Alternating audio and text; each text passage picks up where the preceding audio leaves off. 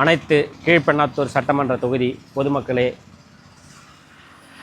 வாக்காளர் பெருமக்களே, நாங்கள் வந்துட்டு தமிழ்நாடு மக்கள் அதிகாரத்துக்கான கூட்டணி கீழ்பெண்ணாத்தூர் சட்டமன்ற தொகுதியில் என்னை வேட்பாளராக நிற்க வச்சுருக்காங்க. நாங்கள் வந்துட்டு ஒரு 7 அமைப்பு சேர்ந்து நாங்கள் இந்த கூட்டணியை உருவாக்கி கீழ்பெண்ணாத்தூர் சட்டமன்ற தொகுதியில் நின்று இருக்கோம்.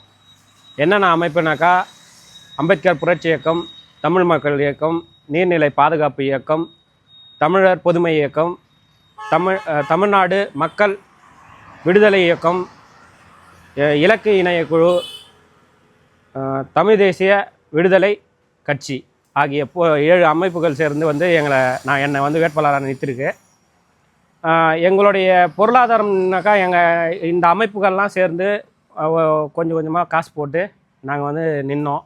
இப்போ என்னன்னாக்கா, எங்களால் வந்து எல்லா ஊருக்குமே கிட்டத்தட்ட ஒரு 147 ஊர் இருக்குது இந்த கீழ்பெண்ணாத்தூர் சட்டமன்ற தொகுதி எம்எல்ஏவுக்கு. அதனால் எல்லா ஊருமே எங்களால் வந்துட்டு சென்றடைய முடியல. ஏன்னா நாங்கள் வந்துட்டு குழு வந்து சின்னதாக இருக்கோம். அதுவும் இல்லாமல் பொருளாதார அடிப்படையில் வந்துட்டு நாங்கள் கம்மியாக இருக்கோம். எப்படின்னாக்கா, மிஞ்சி போனால் ஒரு 40,000 50,000 செலவு பண்ணுறதே பெரிய விஷயமா இருக்குது.